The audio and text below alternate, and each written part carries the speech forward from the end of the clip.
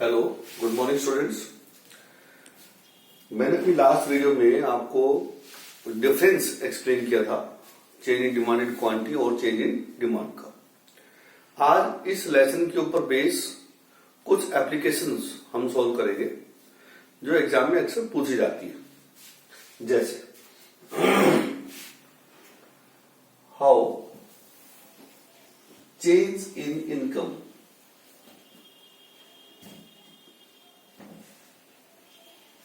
will affect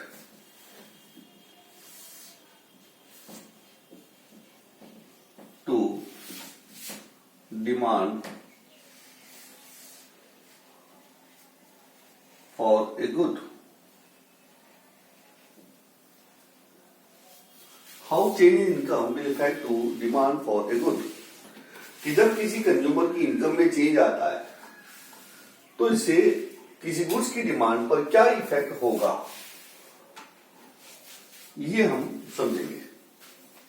वैसे तो हमने डिटरमिनेंट में सब चीजें एक्सप्लेन की है, लेकिन अब हम थोड़ा सा उसको और डीप पोजीशन पे लेके चलेंगे। आज इस बात को समझेंगे। इस क्वेश्चन के हमें 3 स्टेप बनाने हैं। सबसे पहला स्टेप है थ्योरी का, यानी थ्योरेटिकल इसका आंसर हमें देना है। क्या आंसर देंगे? when income go high, अब इनकम इंक्रीज हो गया तो अब हमें गुड्स को कैटेगराइज कर देना है। इनकम के राइज होने का इफेक्ट डिफरेंट टाइप की गुड्स पे डिफरेंट होता है। तो उस कैटेगरी में हम गुड्स को 2 पार्ट में डिवाइड करेंगे। एक को बोलेंगे हम नॉर्मल गुड्स,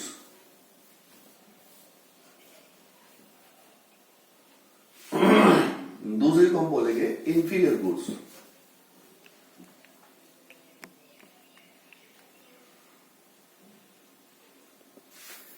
नॉर्मल गुड्स जो जनरली हम लोग परचेज करते हैं, गुड क्वालिटी प्रोडक्ट जिनको बोलते हैं। Inferior goods low quality product. अब देखिए दोनों के केस में क्या होगा। When income of consumer rise, the demand for normal goods will also rise,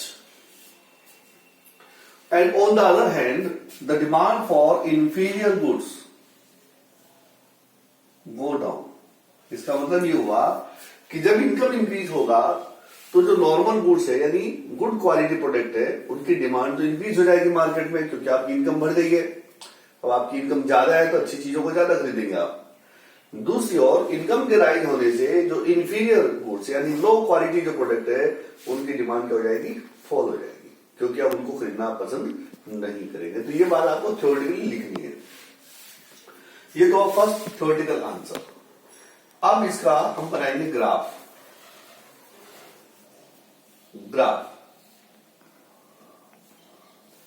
की पोजीशन क्लियर करेंगे कि ग्राफ क्या होगा।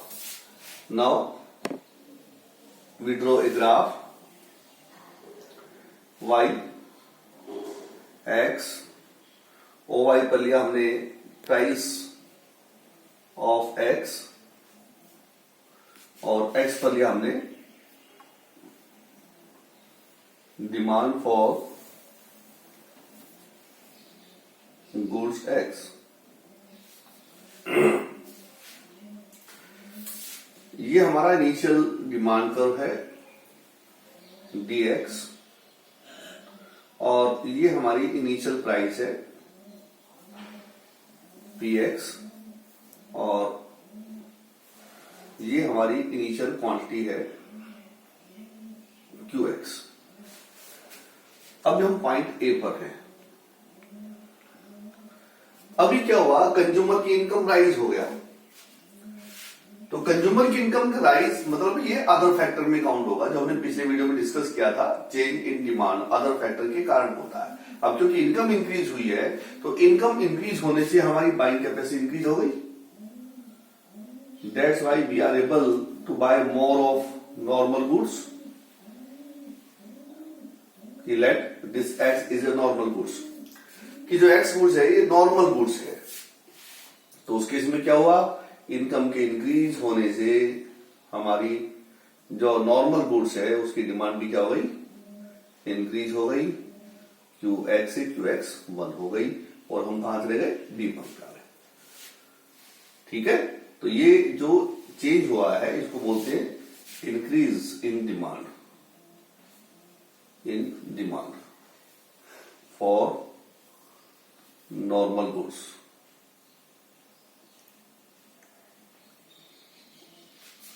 कि अगर नॉर्मल गुड्स है X, normal goods, if X is a normal goods, then with increase in income our buying capability increase.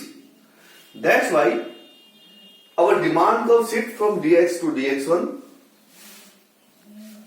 and we shift from point A to point B, and we demanded more QX1 in place of QX. तो price same है लेकिन demand हमारा increase हो गया है। क्यों? क्योंकि income increase हो गया था, और X कैसी गुड्स है, ये नॉर्मल गुड्स है। Let X is an inferior goods, कि X एक इंफीरियर गुड्स है, तब उस केस में क्या होगा, demand will fall, so demand curve will shift inside DX2। We are at point C। Now at point C, this is QX2 point, we shift inside, तो हमारा डिमांड क्या हो गया, फॉल हो गया। क्यों फॉल हुआ? Because we consider X is an inferior goods, and because the income rise, so the buying capability of consumer rise, that's why he ready to buy more of normal goods and not willing to buy inferior goods। इसलिए inferior goods की demand fall हो जाएगी। अगर X good inferior है तो demand fall हो जाएगी, और X गुड्स नॉर्मल है तो डिमांड राइज हो जाएगी। ये ग्राफ बनाएंगे, ये दूसरा स्टेप था, और तीसरे स्टेप में इसको करेंगे एक्सप्लेन। ठीक है साहब, तीसरे स्टेप में क्या करेंगे, इसको एक्सप्लेन करेंगे।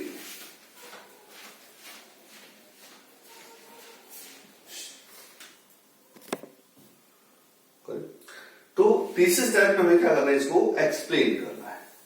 तो एक्सप्लेन कैसे, जो मैंने आपको समझाया इस ग्राफ में वो आपको राइटिंग में देना है कि DX डिमांड कर्व है इनिशियल, PX इनिशियल प्राइस है, और जब इनकम इंक्रीज हुआ तो हमारा डिमांड जो है वो कर्व DX से DX1 हो गया, इससे हमारी डिमांड इंक्रीज हो गई QX से QX1। क्यों?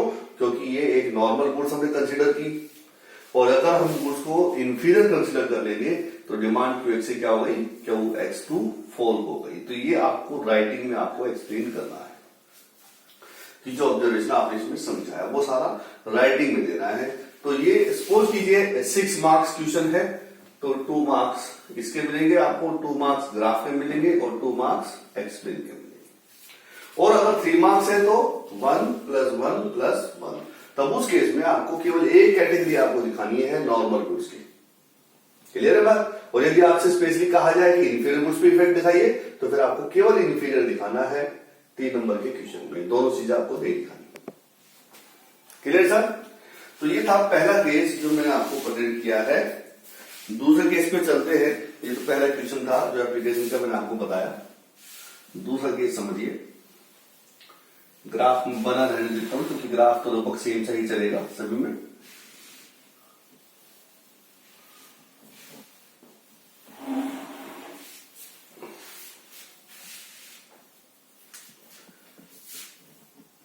How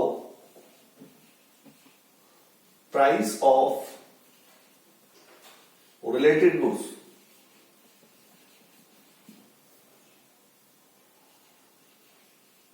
how change, यहां एक वर्ड डाल दीजिए, change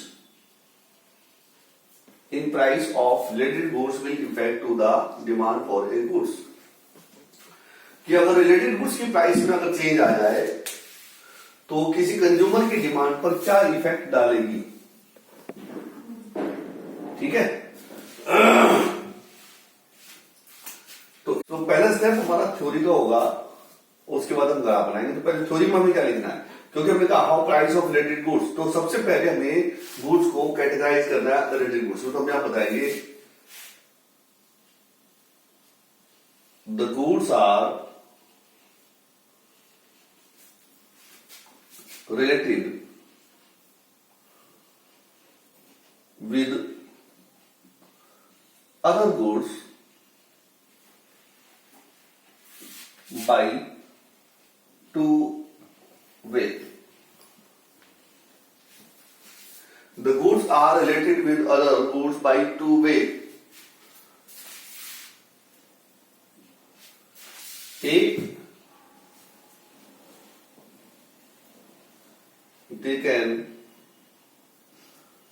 they may substitute goods,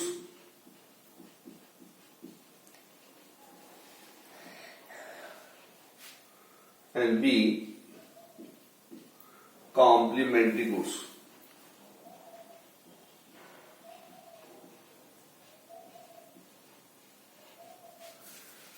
तो अगर आपने मेरा पहला वीडियो देखा हो इसमें, इस लेसन का पहला या दूसरा वीडियो, तो उसमें आपने देखा होगा कि पहली सब्स्टिट्यूट गुड्स क्या है, कॉम्प्लीमेंट्री गुड्स क्या है, हमने उसमें कैटेगराइजेशन आपको दिया है टाइप ऑफ गुड्स के नाम पर, टाइप ऑफ डिमांड के नाम पे। फिर भी मैं थोड़ा सा बता देता हूं कि सब्स्टिट्यूट गुड्स क्या होती है। Substitute goods are those goods which can be use in place of other, यानी वो गुड जिनको दूसरों के स्थान पर यूज किया जा सके उनको सब्स्टिट्यूट गुड्स बोलते हैं।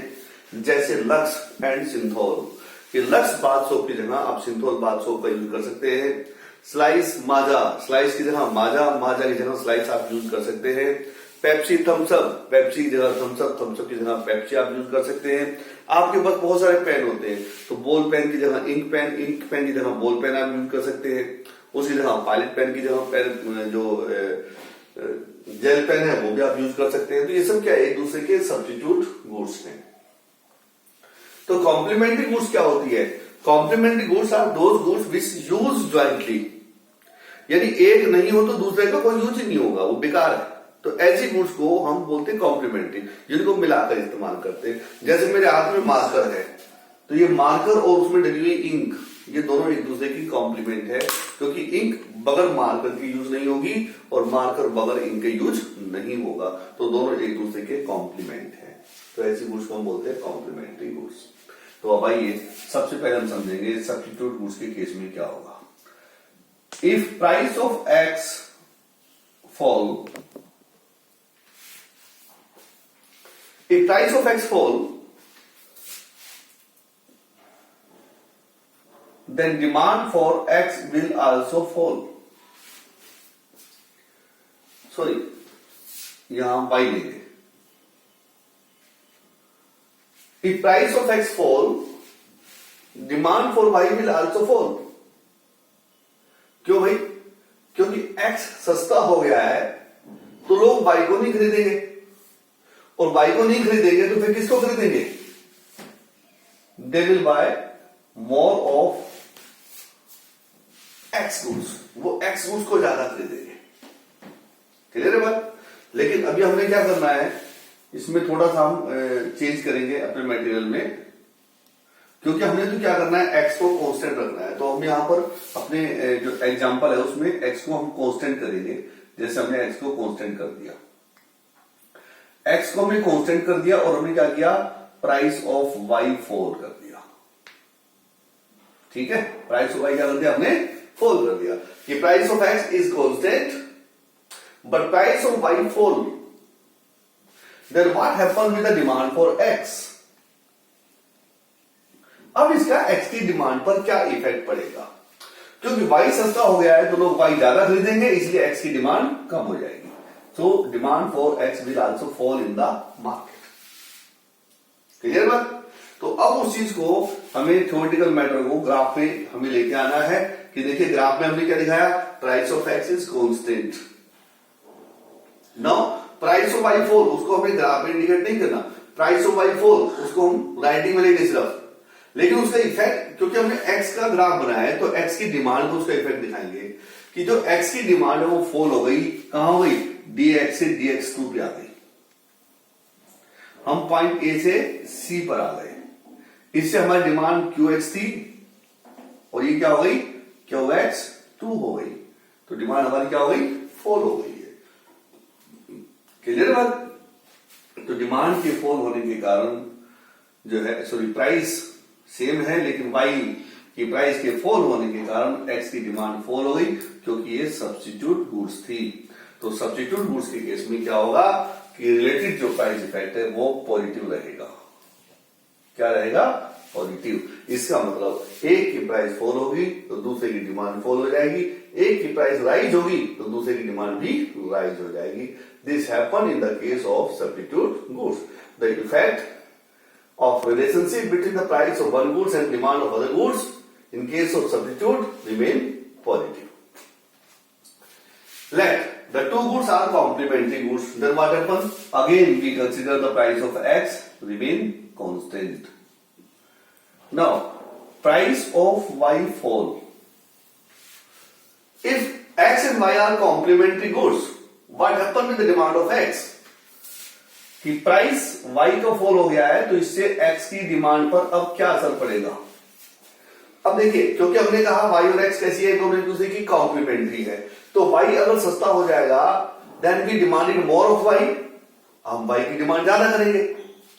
लेकिन हमें पता है कि Y और X तो मिलाकर यूज होगा, तो जब हम Y की डिमांड ज्यादा करेंगे तो उसका यूज लेने के लिए हमें X की डिमांड भी ज्यादा करनी पड़ेगी, इसलिए demand for X will go high. आपको बात समझ आ रही नहीं आ रही? कि जैसे कार और पेट्रोल क्या है, कॉम्प्लीमेंट्री गुड्स है। कार अगर सस्ती हो जाएगी then the demand for car will rise in the market, और कार की डिमांड राइज हो जाएगी तो कार तो पानी से तो चलने वाली है नहीं, पेट्रोल डालना पड़ेगा उसमें। Let X is a petrol, so demand for petrol will also high in the market. तो प्राइस कार की फॉल हुई है, डिमांड पेट्रोल की राइज हो गई, तो ये क्या है, एक दूसरे की कॉम्प्लीमेंट्री गुड्स है। तो अब उस केस को हमें ग्राफ में दिखाना है कि देखिए X एक कॉम्प्लीमेंट्री गुड्स है Y की, तो हमने क्या लिखा कि Y सस्ता हो गया तो हमारी जो डिमांड थी X की वो dx राइज होकर क्या हो गई, dx1 हो गई। इससे हम पॉइंट A से कहां चले गए, B पॉइंट पर चले गए, इससे हमारी डिमांड QX इंक्रीज होकर QX1। This happen in the case of complementary goods. Complementary effect, और ये हमारा हो गया सब्स्टिट्यूट इफेक्ट। क्लियर? तो ये ग्राफ बना के इस तरह से आपको दिखाना है। ये दो मैंने जो एप्लीकेशन आपको बताई है, इनकम इफेक्ट और सब्स्टिट्यूशन इफेक्ट, ये बहुत इंपॉर्टेंट है, अक्सर एग्जाम में पूछी जाती है, इसलिए मैंने आपको अलग से बताई है। अदरवाइज तो डिटरमिनेंट अगर आपको समझ में आ गए हैं, चेंज इन डिमांड का टॉपिक आपको समझ में आ गया है, तो उसके हिसाब से आप चीजों को एक्सप्लेन कर सकते हैं। तो इसी तरीके से आप और भी पॉइंट एक्सप्लेन कर सकते हैं।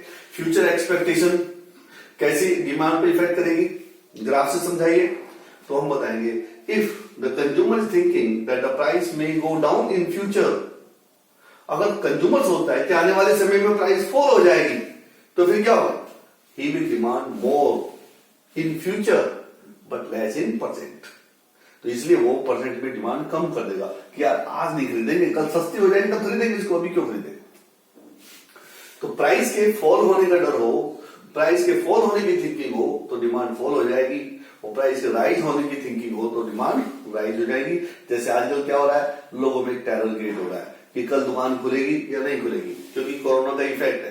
तो इसलिए हमें ये डर है कि प्राइस कल को महंगी ना हो जाए, चीजें महंगी ना हो जाए, या चीजें मिलना बंद ना हो जाए। तो फ्यूचर एक्सपेक्टेशन क्या रहती है कि वी विल डिमांड मोर। तो आज हम डिमांड ज्यादा कर रहे हैं और उसको स्टॉक करने की कोशिश कर रहे हैं।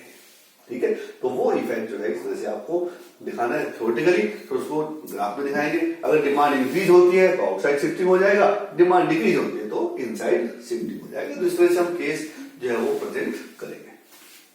ठीक है, तो इस तरह के केस जो है प्रेजेंट करेंगे और इनको आप तैयार कर लीजिए। बड़े इंपॉर्टेंट टॉपिक है, क्योंकि अब इसके बाद जो मैं आपको टॉपिक करवाऊंगा मेरी नेक्स्ट वीडियो में, वो टॉपिक होगा इलास्टिसिटी ऑफ डिमांड। क्लियर है बात? तो इलास्टिसिटी ऑफ डिमांड का टॉपिक करवाएंगे। तो उससे पहले ध्यान रखें सभी बच्चे, सभी स्टूडेंट्स, कि आपके पास बुक भी होनी चाहिए, क्योंकि जो न्यूमेरिकल पार्ट है उसके न्यूमेरिकल एग्जाम में आते हैं। ठीक है, तो उस पार्ट के लिए बिल्कुल तैयार रहिएगा कि नेक्स्ट वीडियो मेरी आपको मिले। सब्सक्राइब कीजिए, बेल आइकन को दबाइए, लाइक कीजिए, ताकि जैसी मेरी वीडियो अपलोड हो आपको उसका नोटिफिकेशन मिल जाए। Thank you, have a nice day.